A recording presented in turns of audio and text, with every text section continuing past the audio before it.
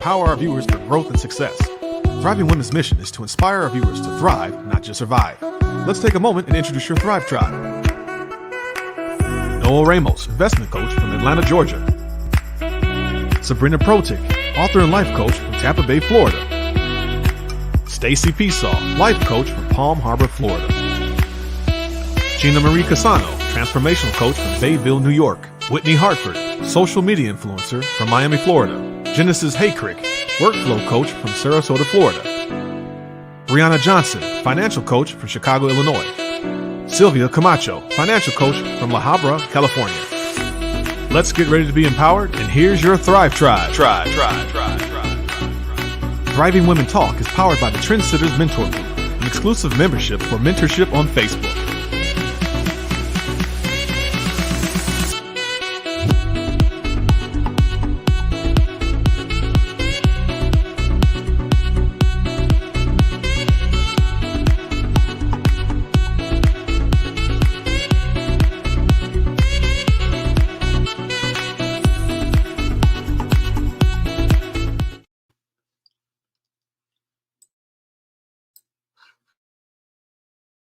Welcome to Thriving Women Talk. I'm so excited to have everyone here today. My name is Stacy Pesaw, streaming live with the Thrive Tribe today, every Tuesday at 12 Eastern. Our mission each week is to not only engage with our tribe and inspiring guests, but also to enlighten and empower our viewers to thrive, to become the best version of themselves. Thriving Women recognizes that we are living in an unparalleled time with this global coronavirus pandemic, and we have civil unrest sweeping throughout the United States and the world. Nevertheless, we are dedicated to continuing sharing enlightening topics and inspiring personal stories of resilience and empowered during challenging times. Now, in the month of January, we have witnessed at least 2 historic moments for thriving women in the United States. We have Senator, I just thought I saw something. Kamala Harris became the first woman vice president of the U.S., and Amanda Gorman became the youngest inaugural poet in U.S. history. Now, this is it's just like so inspiring for women. So both Kamala and Amanda were raised by divorced parents, attended historic colleges, and overcame childhood adversities. Amanda struggled with auditory processing disorder, hypersensitive to sound, along with a speech impediment. And I can't even imagine just being able to do this, like what they're overcoming. Kamala began kindergarten being abused as part of a comprehensive desegregation program. In honor of these extraordinary women, we begin today's show honoring Amanda's poem, Rise, which we dedicate to thriving women around the world. So I'm really excited to share this. Let's go ahead and pull up. Enjoy watching Rise.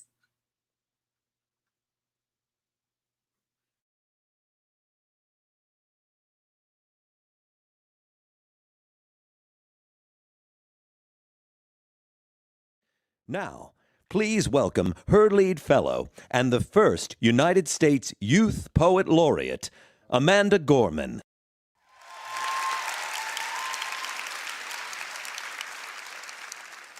Today, everyone's eyes are on us as we rise. In this hour, it is our fine duty to find the beauty in rooting for other women so they too know we are not victims. We are victors, the greatest predictors of progress. We press for change, a new dawn drawn into the open by a woman whose silence is broken.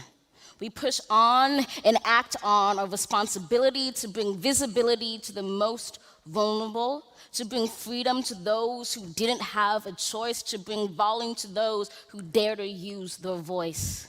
We don't fear the day she steps into the light because we're with women every step of the fight. We clear her way. We don't fear this day because it is her strength, her story, and her spirit which inspires other vital voices to speak up when they hear it. So let it be said that light will be shed when our world is led by leaders ahead of the headlines, the voices on the front line, these first women who stand up knowing the wind not by where it is, but by where it is blowing, leading the world not by where it is, but where change is going. We all leap forward when one woman tries, when she defies with her rallying cries, here lies but does not rest, the best of tested women who call us all to rise, speaking our truth in this finest hour, that to their own power every single woman is entitled. But it's how our power empowers others that makes women's voices so vital.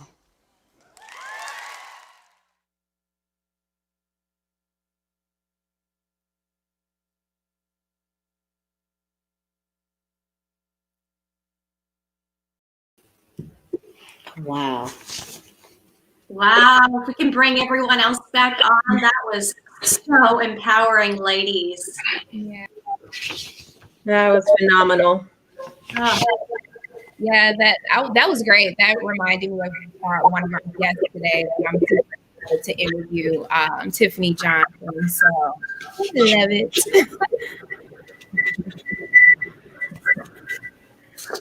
Yes, that was really great. So we want to kind of talk a little bit about that, right? Stacy, Noelle? Yeah, so I want to talk a little bit about Gorman. And I just want to say that, she attended a New Roads. It's a private school over in Santa Monica. And she did that for grades kindergarten through 12. And she studied sociology at Harvard. And so while she was at Harvard, she became the first person to be named National Youth Poet Laureate. Am I saying that right? I might not be saying that right. In April of 2017. She was also chosen from 5 finalists. So Gorman said she was inspired to become a youth delegate for the United Nations in 2013 after watching a speech by Pakistani Nobel Prize Malala. Ooh, I'm butchering that. I'm sorry. So Gorman was also chosen as the Youth Poet of Los Angeles in 2014, where she published the poetry book, The One for Whom Food Is Not Enough, in 2015. So Gorman is also the founder of the nonprofit organization, One Pen, One Page, which it also runs a youth writing and leadership program. Whew, this girl's been busy. So back in 2017, she became the first youth poet to open the literary season for the Library of Congress. And she has read her poetry also on MTV, not only just for music videos anymore. So the Morgan Library and Museum acquired her poem, In This Place, an American Lyric, and displayed it in 2018 in your works by Elizabeth Bishop. So back in 2017, also, Gorman became the first author to be featured in XQ Institute's Books of the Month and a monthly giveaway to share to inspiring Gen Z's favorite book. This girl has lit. She's been doing some stuff. And she also wrote a tribute for Black athletes for Nike and has a book deal with Viking Children's Books to write 2 children's books. And in 2017, Gorman said she wants to run for president in 2036. So this girl has accomplished quite a bit of things. And so I want to bring on Sabrina. And I just want you to ask tongue-tied, what other empowering news do we have for our viewers today? Oh. Thank you so much, Stacy. Boy, you had some names in there. I mean, I got to give an applause. I butchered them. Oh my gosh. No, you didn't. No, you didn't. That was beautiful. Very inspiring. Thank you for sharing that information. So I had a little bit of empowerment, inspiration come to me, and I started a newsletter. Alan, do you have that picture of the newsletter? We have a blue lady, and I think he's going to bring that up. So back I want to say about 4 months ago, with all of the negativity that was going on in the world with the pandemic and people losing their jobs, a couple of us ladies got together and thought we wanted to share some empowering, inspirational, feel-good messages to spread to our female population. And we pulled together what's called the Sharper Woman. And she lives longer, younger, stronger, and smarter, utilizing resources and information just like we get on Thriving Women Talk. And we've put this newsletter, it's a quarterly newsletter. We hope you'll find it. You can find us on sharperwoman.com. That's sharperwoman.com. Go to our website there. Also, you have the ability to subscribe to the newsletter by sending an email to sharperwoman@gmail.com. That's sharperwoman@gmail.com. Also, send us some ideas. If you have any ideas of empowering stories, information that can help women, there you go, kind of distorted a little bit, but in the areas of wellness, mental, fitness, mind, body, soul, anti-aging, financial, we'd love to hear from you on ideas. We're here to serve the community and bring enlightening and powerful information. So that was an initiative that we started. First newsletter just launched out last Sunday, and we're very proud of that. So we have the support of the Thrive Tribe here as one of our powering sponsors of that newsletter. So you'll probably see that. So we're just happy about that. And I'm happy to be a part of something that empowers women. I think we want to move on to something else. Speaking of empowerment, speaking of people that have done really great things, we will be bringing a doctor on that's going to share some information with us about that, a great initiative that he has headed up. And I want to tell you a little bit about that. He talked about human trafficking last week. That was a really big topic. Just gave me chills when we went over that information. And he was recognized, as you may not know, but this is Human Trafficking Month. And we invited Dr. Raji and Dr. Sotosh Paulus, founder of Cycle for Change. It was an organization that raised thousands of dollars and increased wellness about human trafficking and helping survivors. Dr. Paulus was so encouraged and empowered, so was I, by our show, that he offered the Thrive Tribe the opportunity to participate in the Northwell Health International 2-day symposium on February 18th and 19th. And let me tell you, that is an honor to be invited to that symposium. And I'm very excited about that. We will be co-hosting and interviewing on that particular platform high-profile guests in the healthcare industry on topics that include online sexual exploitation of children in the age of COVID, human trafficking, health consequences, and the role of youth in combating human trafficking. There's so much legislation out there and efforts to support our youth in the healthcare delivery, and we are here to help bring that and partnering with Dr. Paulus.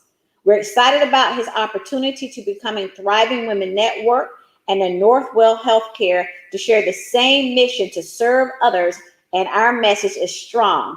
Same message of encouraging, enlightening, and empowering women will have a very strong voice together. Unitedly, we have this voice.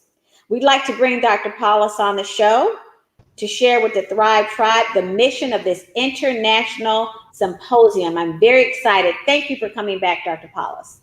Thank you, Sabrina, for having me back. You guys did an amazing job last week, and your show is very powerful. So thank you for having me back. You're so welcome. Can you tell us just a little bit about that?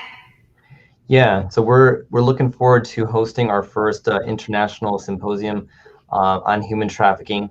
You know, with COVID and with everything happening, we had originally planned to have an in-person event, and I was excited to be working with some of our partners on the ground through the United Nations, as well as through the University of Madras and Satyabama University and Dr. PM Nair down in Chennai in South India.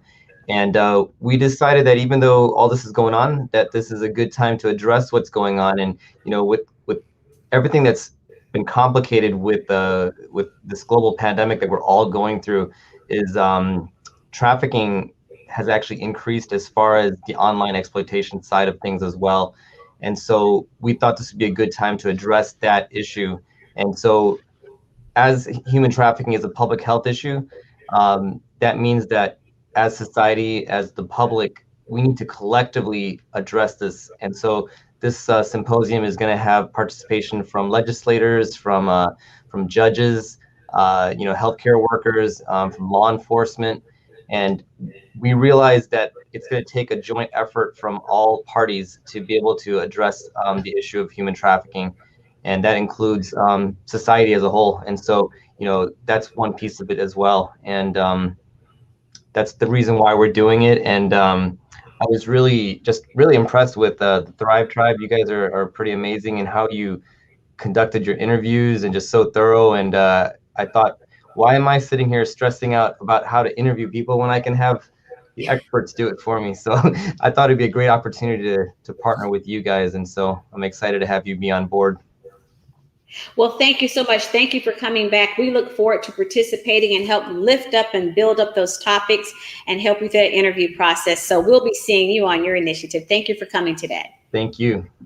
Bye-bye. Bye. Thank you again. We're going to move to Noelle. She's going to bring us to some other empowering things that's going on. Thank you, Sabrina. So yeah, you're speaking of empowering, and what empowering things to inspire our viewers is but to talk to some of our empowering co-hosts. So I want to share a picture with our viewers and get some insight from our co-host Stacy, and how they're creating awareness and how she's empowering women in the state of Florida. Stacy, so we have this picture. If we can bring Stacy alongside with me, we have this picture, a flyer from your Facebook page, Stacy. Can you share with us why wrong part. Can you share with us why you're excited about this event that's coming up that you're doing on Facebook? You're on mute, Stacy. Technology. I know, goodness, like having to unmute and everything like that. Well, this event I'm really, really excited about. It is actually been in the making, kind of like what Sabrina was talking about, so we, during the whole pandemic, I was really desperately wanting connection, which I think a lot of us were. And so I came up with an idea of a way to connect myself by just expanding with 5 other coaches. And we created a new company called Badass Goddess Circle. And it's all about empowering women and connecting them through support, helping them to spark their divine embodiment, and really removing the barriers of self-sabotage and just rising to their purpose. And so I'm really excited about it. And we're going to kick that off with a virtual retreat. So you can see there, it's Soulfire. It's a virtual retreat. And I wish we had Gina on here, because actually Gina's one of the other badass goddesses that's part of this. So she's one of the coaches as well. So we're really just excited about that, and excited about really bringing people together, women together, to be able to be in an area, be in a retreat, and still stay safe.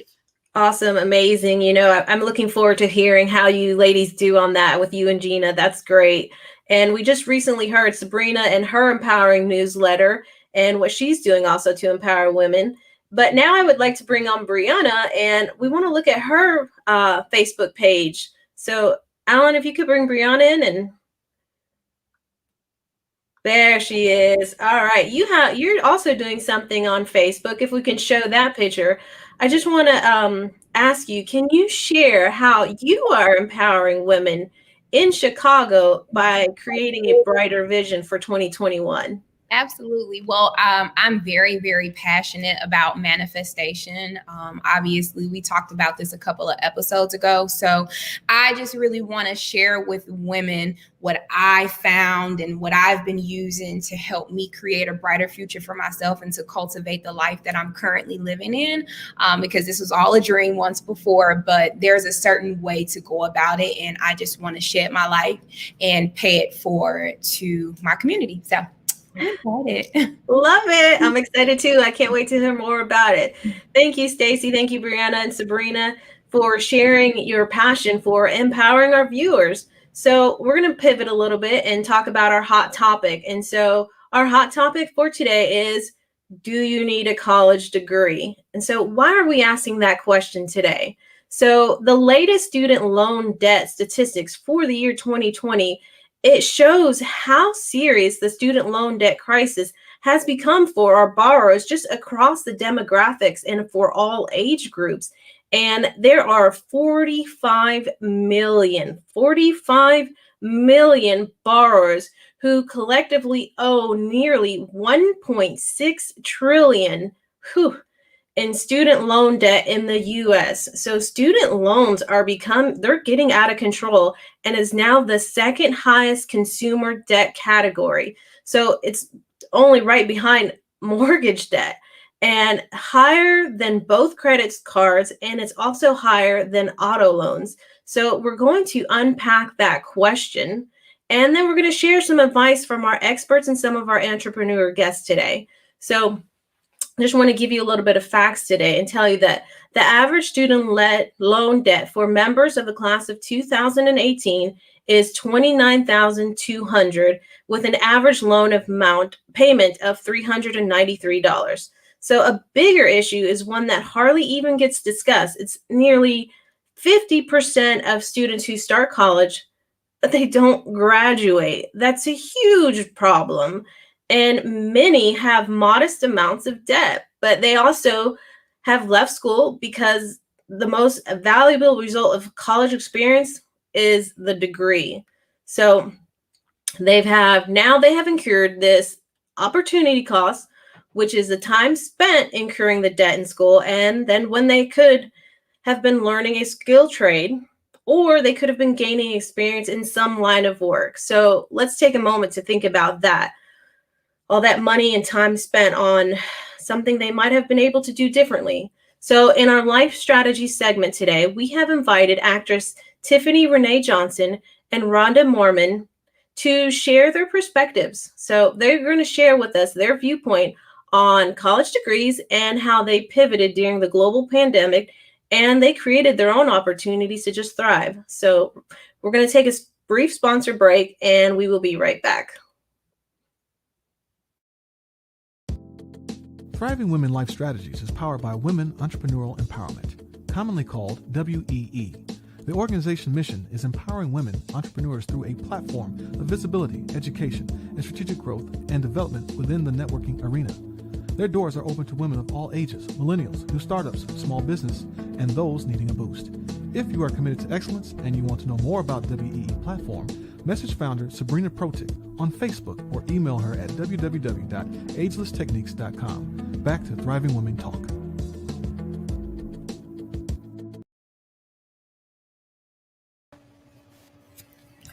Welcome back to Thriving Women Talk. Our hot topic for today is, do you need a college degree?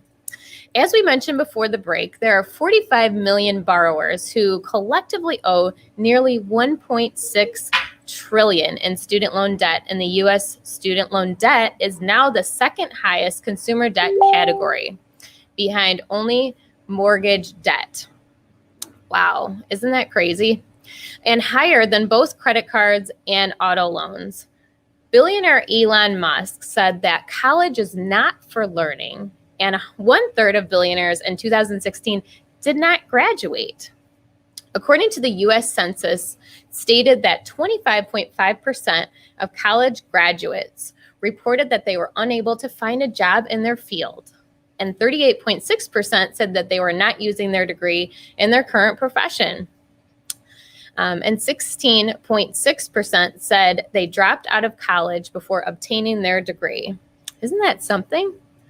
Nevertheless, the bigger change needs to be making a cultural adjustment. Think about that for a second. Cultural adjustment. And families and students need to know what they are signing up for when taking out loans. Absolutely. Only then can they make an informed decision about how to move forward. And the idea that every person needing a 4 to 6 year bachelor's degree for success in life should be de-emphasized. It is training and skills that lead to jobs, which essentially lead to more skills, which leads to better jobs. And there are lots of ways to obtain that college. That college is one, but not for everyone. Sabrina and Whitney, you both graduated.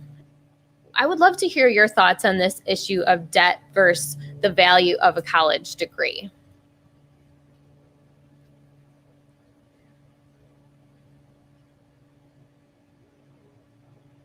You're muted, Whitney. I didn't know if they would have to come on first or me, but I actually did not. I graduated high school. I did not graduate college. And for me, that was something that I couldn't invest myself in. I'm very hands-on, and I actually worked in the legal industry for 9 years. I like when I learn, it's, you know, you got to put my work in front of me, and I'm fully invested and dedicated. So some people learn different kinds of ways, and it's also hard to adjust to the up and coming things nowadays when you're invested in a textbook. You know, everything's online, and you know, things are up and coming. And so if you can kind of go with the trend, but also be yourself and know this is how I learn, this is how I operate, you can make the best decision whether college is the best, you know, route for you. If you're going to be a doctor, absolutely. But if you're going to be an entrepreneur, it may be a different route for you to go. And I'll pass this on to Sabrina. Thank you so much, Whitney. Well, I was one, I did go to college. I think Whitney did have a prepaid college, but she opted not to do that. And actually in her profession, sometimes they require a college degree. She went around, she did a workaround. So that's what you call in corporate field, a workaround. But I actually went to college. Now it was on the dime of my employer. I got a 4-year college degree. It took me 4 years to do it. And my degree was in business management. And I thought that degree was going to help propel my career. I thought that, wow, I get that degree, I'm already operating in this corporate space, that now I'll be promoted, or I might be a C-level, or all these good things, and I would be more valuable in the marketplace and all of that. And those are dreams. Those are dreams, because none of that happened, because nobody knew I had a degree but me. And so what was I going to do with that degree? Even inside of my corporation, they actually paid for my degree. It was based on my grades, and I made sure I got 100%. So I aced everything, but it was at their expense. But that was like a $50,000 college degree. That did not even include books. And I have to say, in terms of that degree being an investment in my future and propelling my career, it did not. As a matter of fact, nobody even knew, I think, on this panel that I had a college degree, because it has nothing to do with who I am right now and the journey and the path that I'm on. And I think you will find this to be the case with most people that get degrees. I'm not going to give any percentages. I think Noel just did, but quite a few people like myself that got those degrees are not operating in that space. Now, my ex-husband got his degree, and we were paying on that well into, I want to say 5 years into our marriage. We were paying that student loan back, and he was not operating in that space. He did not end up being in the area that his degree was in. So we're seeing a lot of that, and I think it really has to be weighed out. There are some professions where, hands down, if you're going to be a doctor, a lawyer, we expect you to have that degree, those credentials, and they're needed. But the basics in life and running, operating financially and your family or yourself, you may want to reevaluate if a college degree is going to help you reach your goals. In my case, it did not. So I'm going to turn it back over to maybe Sylvia. Anybody else have any questions about that? Sabrina, well, let me tell you, at the end of the day, a degree to give you permission to succeed and earn big, while a degree may be useful to help grow your skill. and make new connections is not a prerequisite to becoming a leader in your industry. Success is a mindset and the result of the hard work. And it can be absolutely achieved without your learning credential in hand. Yeah, me too. Let me tell you, I did 4 years of college. I graduated, and I'm not enforcing what I graduated because I started working in the insurance industry. So I'm like, you know what? I'm going to take a break, and then I go back to finish with my bachelor's. So I never went back. It's been over like 17 years that I took a break, and I'm still on a break. So at the end of the day, I'm not enforcing what I studied those 4 years. Back to you, Sabrina. We're going to have, well, Whitney already kind of weighed in on her experience with that. So maybe we'll go to Stacy. Do you want to make a comment on this subject matter? Oh, absolutely. Such a great topic. I have a daughter that just left for college, and, I myself did go through college. But I think now there's so many different opportunities between certifications and there's just so many different opportunities to do. So I know author and psychologist Dr. Angela Lee Duckworth said that grit can determine success. I absolutely agree. In her popular TED Talk, if you haven't seen it already, highly recommend it. She explained grit is passion and perseverance for long-term goals. And grit is not learned from textbooks and taking tests. It is learned from being out there in the world and struggling through challenges and figuring out how to make things work. And I think most of us have been there, right? So, your own grit might be learned, through launching a freelance career or a startup, or funding your own business, or traveling, working remotely, pivoting during the pandemic, right? So we're going to take a quick sponsor break. And when we come back, Brianna is going to introduce our guest, Tiffany Lene Johnson, and get her viewpoint on our hot topic.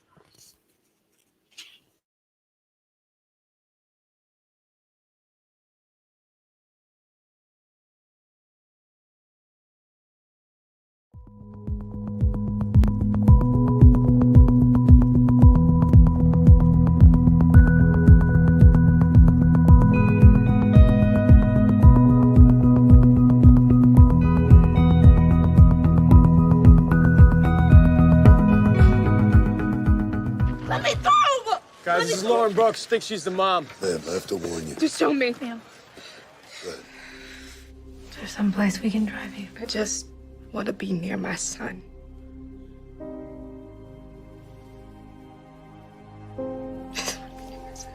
How's life on the campaign trail with Francis Rote? Like life in a monastery, but with less sex. Which is why it's so great to see you. I can't. I'm going celibate. Good luck with keeping it in your pants.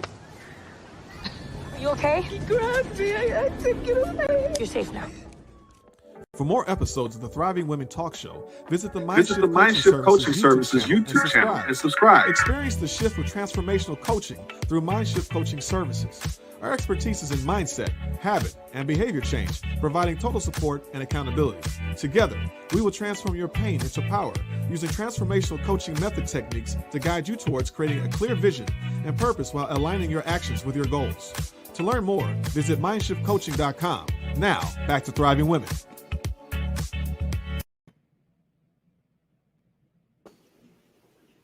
Well, that was a great mix. I feel, Tiffany, of Viola Davis and Carrie.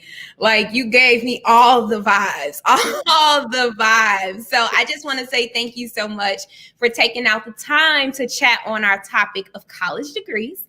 And I would like to start the conversation on your reaction when our new vice president, Ms. Harris, was sworn in, knowing that you guys both graduated from Howard.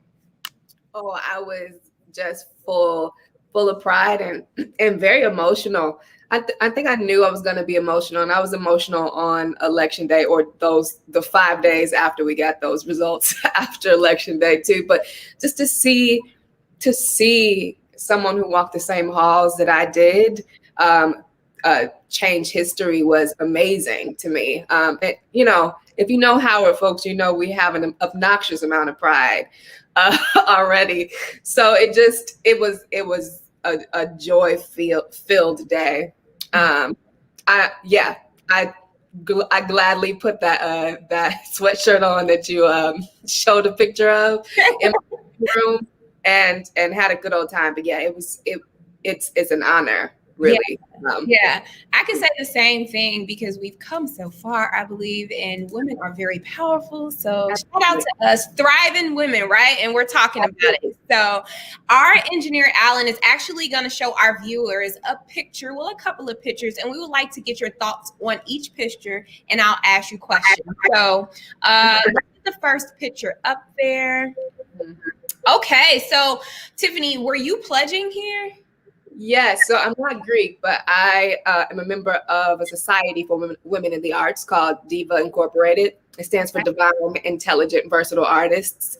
And I was online. And yeah, so we crossed, we had this performance on the Yard, one of the highlights, I think, of my college career. Yeah, so that's what that's from. That's from the day we crossed and performed. Okay, all right. So now I know in your bio, you stated that in 2007, you were accepted into Howard, the amazing Howard University, and the theater arts program. So right. I know you were thrilled about this new endeavor. You moved to DC from Chicago, born and raised, and to pursue your MFB in theater arts. So I know this allowed to take you to just a lot of places within your acting career, dance and music, your voice, everything. So what was the cost, if you don't mind me asking, of your four-year degree at Howard? Are you still paying on it? You still in this field, right? I know you are. Yeah, I'm trying to figure out what the initial cost was. I am still paying it, thousands of dollars left, and so does my mother. She has a parent loan, which is bigger than my student loans, and you know my goal is to take that off her hands eventually. But yes, it was a lot of money. I don't regret it. What I do regret is not being more just kind of vigilant or just better about making sure I had scholarship money, especially my first year. I eventually got like an artist grant from Howard for my last 3 years, which really helped take away some of that debt. But yeah, the loans are real. They're real out here. But because of the rich experience that I had, like I said, I don't regret it, but I do wish that I didn't owe the money. Yeah, and I am very much using my degree. I have a BFA in theater arts. And I don't know that I would say I need the degree. I would say that I need, and I have needed, the education. I think that there are many ways that you can go about it, though. Going to Howard was my ways where I really, really learned to be an actress and to comfortably call myself one and to get the training or the beginning of the training that I needed. But I still take class. I'm in a class right now. My instructor just sent me my homework. I have a pilot prep class on Wednesday. I take dance class. I try to pop in a class like at least once a year because I like to learn, and I'm still getting better and perfecting my craft. And I have not arrived. I don't think I'll ever feel like I've arrived. So education is important to me. I don't think that you have to go to college. My college experience was very rich, like I said.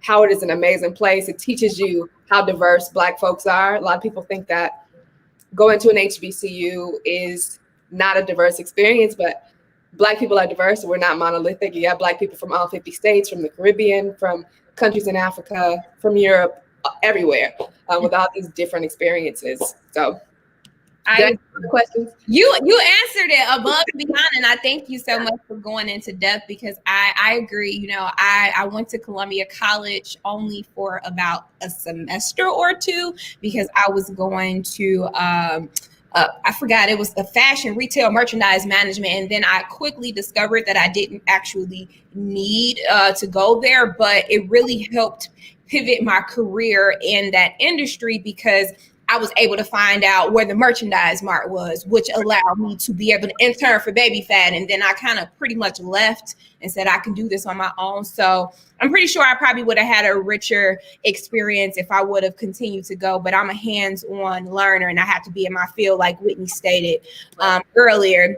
Now, let's go to our next picture. And I want to ask you, Tiffany, what'd you say? I'm just laughing at these pictures. It's taking me down memory lane. Yes. So tell me, what was your vision and mission after you graduated from Howard? Well, I knew that I wanted to go right into a career as an actor. I don't really know if I defined my mission and vision until years later, actually. I don't think I had the language or like the wherewithal to give that words. I've always seen things for my life. Like I wanted to be a performer since I was like 12. I knew I wanted to perform professionally, and that got specific in college and more specific after college. So I knew that I wanted to pursue a career. I knew I wanted to work in television and in theater and in film and in commercials. And I started to say those things and to work for them. And eventually I started to see them come to pass, which still trips me out. Like it's really crazy to see the fruit of your labor. It's just like, wow, this thing really works. I love to like talk to kids about it so they know that a Black girl from the South Side of Chicago can do it. A Black kid from the South Side of Chicago can do it if you believe it and if you do the work. But yeah, so I think in short, my vision was to pursue a career as a storyteller in many different ways. And the way in which I was going to do that was just really like barreling down on auditions and building my relationships and things like that. Absolutely. Oh, go ahead. Were you going to say something? Sorry. No. I think that's it. I was probably just going to ramble. Sometimes. It's okay. Maybe I think it might be a Johnson thing. But Tiffany, after your 4 years at Howard University, you mentioned that Howard and theater helped mold and shape you into the proud woman you are today. You mentioned you learned valuable lessons inside of the classroom, which enriched culturally, grew tremendously as an artist, and you gained a lot of confidence about going out into the world and being a professional actor. So based on your experiences, is it safe to say that the cost of your degree was worth the value of the lessons you learned, and why? And also, if you had a child, would you want them to follow the same road as you as a mom? I would say it is worth it. And I will pay it off. I have a lofty goal to be out of debt this year. We'll see what happens. I'm gonna keep saying it and figuring out how to make it come to pass until it does. For my child, I want them to do whatever their specific, I want them to take whatever their specific path is. It may be different from mine, whatever their specific purpose is. If that includes college, I would absolutely welcome that and support it and champion that. I'm an advocate for education, and it kind of comes from like my familial nucleus, but I don't think that it's necessary to take a traditional route. So if they decided that they didn't want to go, I wouldn't push it. I think that I would very much explain what I believe the benefits are and my experiences, and let them choose with the help of my guidance, if that makes sense. Yeah, that makes all the sense in the world. I totally agree. I had the best of both worlds for me personally as well, because my mom, she was all about school. And then, my dad, he didn't care about school at all. He just cared about how you treated people and respected them. So I was able to choose accordingly. So I know we're pivoting to the end. Okay. So let's go to our third picture. So Tiffany, do you prefer theater, movies, or TV? People ask me this question a lot. They're all so different, specifically like on camera work and the stage. The stage, like people are right there. There's this actor audience interaction that is irreplaceable, really. And also the rehearsal process is so much longer. So you get this time, you get 3 weeks with these characters in these stories to really, really shape and mold them. And then you go into a week of tech rehearsal where you add lights and stage and costumes and all of that. And then you open and run for a month. But with like commercials are quick, you know, like you shoot for a day and then it runs for however long. TV, it varies. Like you can work for a day, you can work for a couple of days, you work for a week. And if you're a series regular, which I haven't been yet, then you're working, you know, for weeks at a time, months at a time. But you get the material, you have to learn it fast, and you don't have as much time to rehearse, but you have a longer time. If you're like a series regular, have a longer time with the character, so you can kind of see how their life develops. Whereas with a play, you tell the same, you know, 1 to 2 hour story every night, though you find something different each time. I love it all. I'm a big nerd. Like when I'm on set, I'm just like, wow, look at all of this and how it comes together. And like, you know, it's like 100 people making this thing work. So I love them both differently. There's nothing like a live audience. But I love the subtleness and the like how true to life TV is, because the camera's right there. So you really you have to be super honest and super checked in. Not that you don't have to be honest on stage, but with the camera right there, it picks up everything. One little eyebrow raise, you know, and that's fascinating to me. So that's my answer. I love it all for different reasons.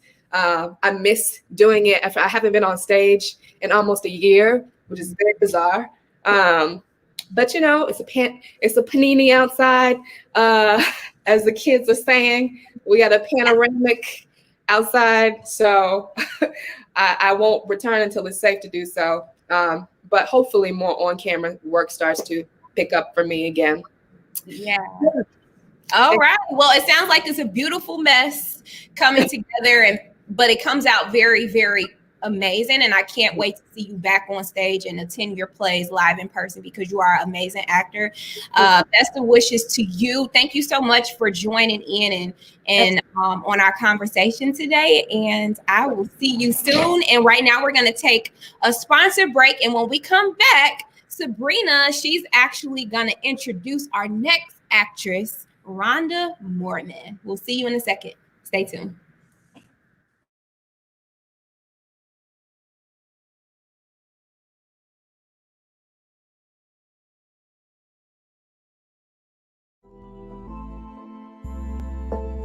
Hi, thank you. Thank you so much. Yes, it's an original, actually. Christy Venice. Yes. Thank you. Yeah, well, shout out to Christy Venice, the designer. Yes. Now, tonight is the NAACP Awards. Yes. It's a lot going on. What's your vibes? How are you feeling tonight? Oh, man, I am feeling excited about everybody that was nominated. And it doesn't matter if you win or lose because you were nominated. I know I was at one point nominated, and I'm excited to be here. Yes. I love that. Now, current projects, what do you have going on? I actually have 2 feature films coming out, actually. One is called Caneable by Eric Ramsey Entertainment, as well as Stolen Breath, The Truth Revealed with Mark Ridley. Both lead, both impactful, and both strong messages. I love that. What can you give us a hint about the message? Or with the message with Caneable, actually it's with Cain and Abel. It's the Eve. I actually get to play Eve. Right? The first original family, right? I love that. Yes, and it's actually talking about good and evil. So definitely look for that. That's hopefully we have some things in works for that to go national. And then for Stolen Breath, The Truth Revealed, we're actually working on some distribution. And that is a very tough subject. It's actually dealing about abuse and women, what we go through as women and how we involved our children. And it's not so much as safe for what we do as women. We carry a lot. We do. It sounds like that's going to be able to reach a lot of people. Yes, that one is going to be pretty impactful. It's a bittersweet thing because it took about 7 months to do, and it was a hard subject. Okay, well, we look forward to that. And then just real quick, social media, website, how can we follow and support? Yes, well, my name is Rhonda Mormon, and I am Rhonda Mormon on all my handles. Make sure you guys follow, support. You're going to see her beautiful face again, doing amazing things in the industry. Thank you so much. Thank you so much, Rhonda. Stay tuned, you guys. I'll be back. Foxy TV. Thriving Women is sponsored by the Trendsetter Mentor Group, an exclusive membership for mentorship. TMG is an exclusive Facebook mentoring membership for thriving entrepreneurs with a culture of caring and sharing. TMG's mission is mentoring, inspiring, and empowering. And if you're a thriving entrepreneur, inspire and surround yourself with like-minded peak performers, join TMG's exclusive membership group on Facebook by sending a members request to the Trendsetter Mentor Group. We are your membership for mentorship. Back to Thriving Women Talk.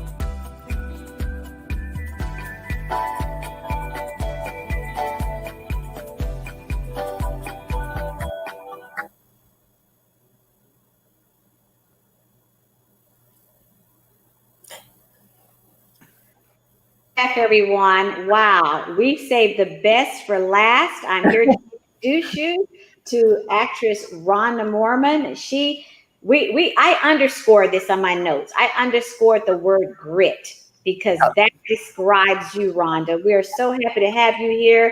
Oh, wow. Thank you so much. I appreciate that. I definitely relate to that word grit. Well, you're going to tell us all about that. And I want to tell you, Rhonda's like 3 hours behind us. So she got up early to look this fabulous. I was just telling her.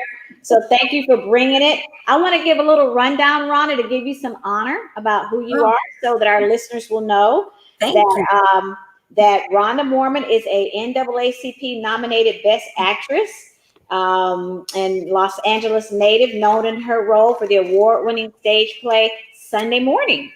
Rhonda has overcome adversity and defied odds since the age of 7 when she tragically suffered a gunshot wound to the leg. After being confined to a wheelchair, she was told she'd never walk again. She wasn't having it. Let me tell you, she wasn't having it. I read the story. Miraculously, you took your first steps at the age of 11. That's an overcomer, and that's grit. Yes. That led her to the entertainment industry, and we use the word spitfire, the same spitfire and determination that fueled Rhonda as an adolescent continues to propel her forward today. Rhonda, welcome to Thriving Women Talk. I am so excited. Just the word thriving alone thrills me. Well, you stand for that. And we want to know who and what inspired you to become an actress, and how has that empowered you to be the woman that you are today? You know what? You mentioned about the gunshot. I was a little girl in a wheelchair. I was on a balcony, my balcony, watching other little kids play. The balcony actually had a dead end. It actually said dead end.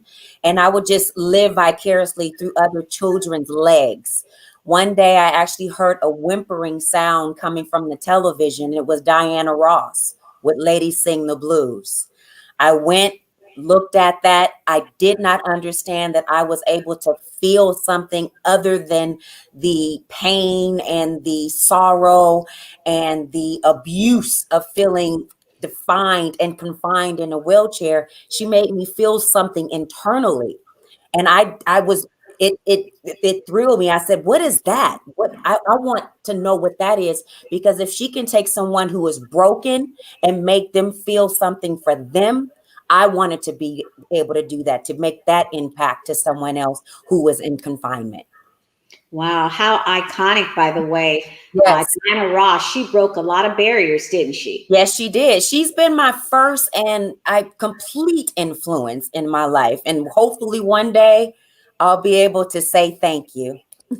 You know, as a young girl growing up, Diana Ross gave us all hopes, especially being young minority girls. Yes. And I remember we all wanted to be the Supremes. Yes. Right? I never saw anyone who looked like her, and I didn't know what it is that she was doing at such a young age at 7. All I knew was that I wanted that. And that, look at that turned see the power of inspiration. Yes. Empowerment, that empowered you to walk, to say, hey, I want more and I want better. So Yes. let me kind of fast forward a little bit. You went through a lot of things, you know, we were talking about a college education. Well, kind of how does that fit? Well, what I want to know is, I read that you got some training. I mean, as you enrolled in a school and all, where does formal education come into play with an actress? You know what? It actually doesn't. I actually do agree with a lot of people who've already mentioned it. College is not necessary for the passion.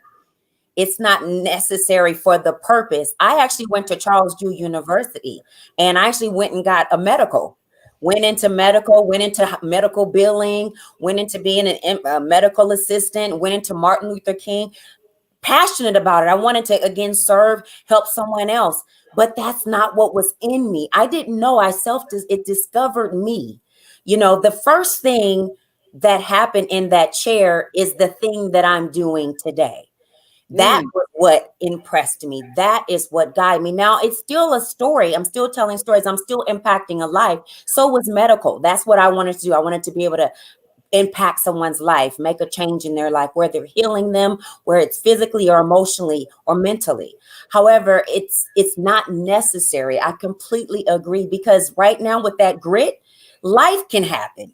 College of life could be a situation right now where you can use that and apply that today and still be a part of your purpose and fulfill that purpose.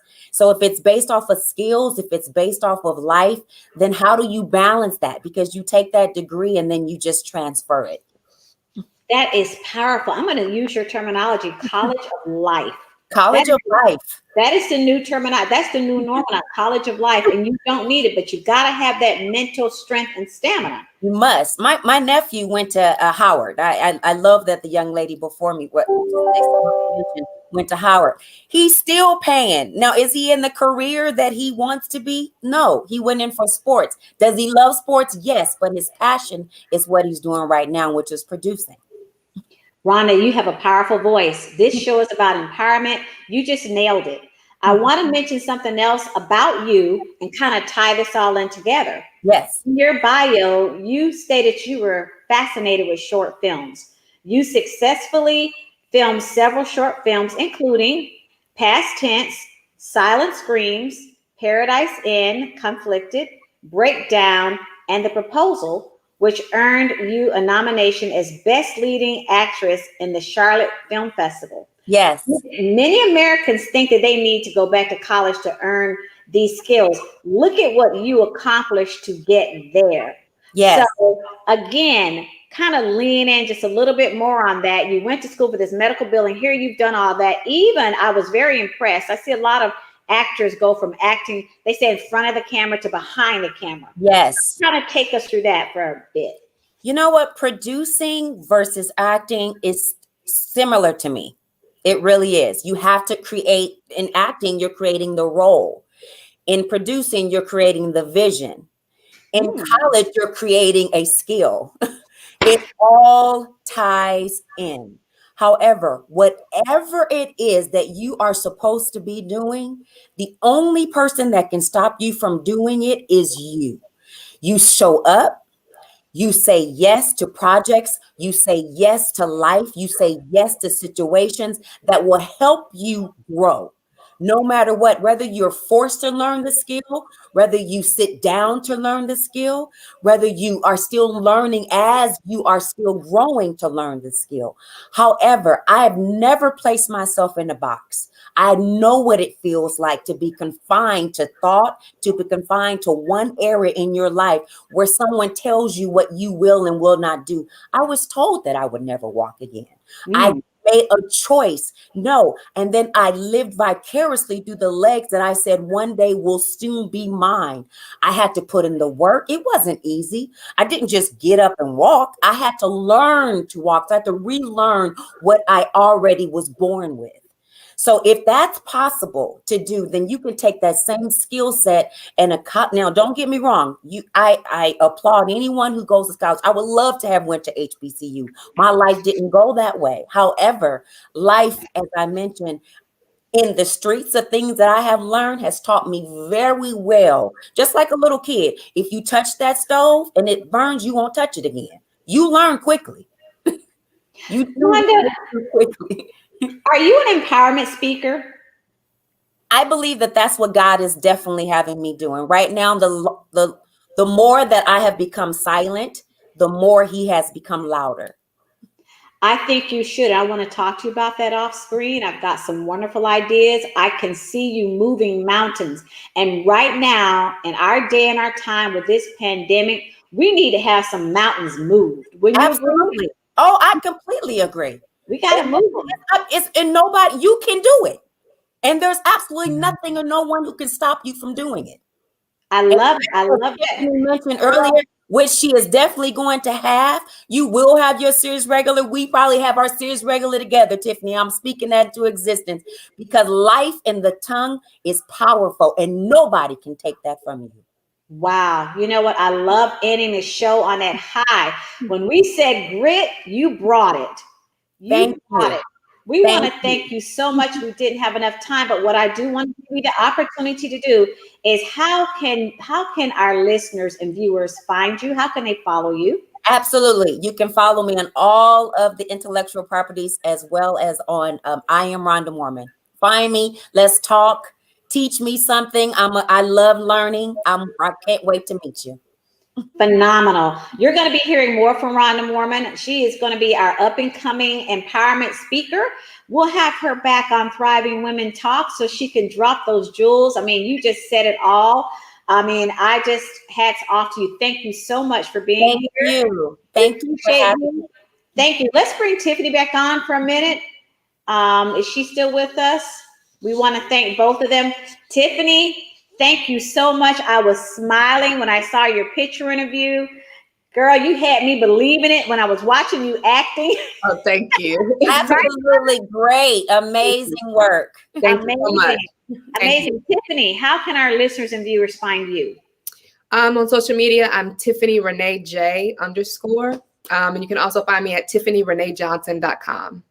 Excellent. Excellent. I'll be reaching out to you also, Tiffany. You both ladies have dropped some empowerment tools. I mean, this was a very powerful show starting 2021 for Thriving Women Talk. And this is the leadership, the empowerment that we're looking for to bring powerful, informative information to help our listeners, non-political, non-religious. Let's just get to the grassroots of how we're going to move mountains and change the lives of women all over the world. You with me? Are you with agree me? completely. All right, wonderful. Let's bring our Thrive Tribe back on. We want to thank them for participating. Here they come. We have Brianna Johnson, Sylvia Camacho, Noel Ramos. Maybe a couple of them had to leave. I don't know if we have Whitney, if they can come back on, Genesis. I certainly want to give homage and thanks to everyone. So I'm going to call everyone's name off so I don't miss. We've already got our guests. We've thanked them, Rhonda Moorman, Tiffany, Renee. We want to thank her also. Like I mentioned, Noel Ramos. We've got Stacy Peasaw, Gina Marie Casano. We missed her today. Genesis Crick, Sylvia Camacho, Whitney Harford. Again, I mentioned Brianna Johnson and Renee Johnson. I don't want to miss her last name on that. Thank you so much for coming on and sharing this moment with us today. Tune in next week. We have special guests next week. Singer-songwriter Shantae Moore will be visiting us on our show next week. We also have a sister show called Uncomfortable Conversation. Airs every Wednesday morning, 8 a.m. to 9 a.m. Eastern Standard Time. That's on gun violence in America. So we hope you'll have time to tune into that. That is a much needed topic. Thank you so much to our producer, Daryl A. Johnson, and our engineer. We couldn't do this without him, Alan Chafin. Join us again with Thriving Women Talk. And we want to state, for those of you, our listeners that have Clubhouse, join us on Clubhouse at 1:15. We've opened up a room called Thriving Women Talk Post Show, where we'd like to have further discussion on our topics today, things that didn't get asked. I don't know if our guests are on Clubhouse. If they're not, we're going to make sure that you get highlighted on there so they can find you. You mentioned on social media you're out there. So again, thank you very much. Let's wrap this show up on Clubhouse. We'll see you next week. Bye.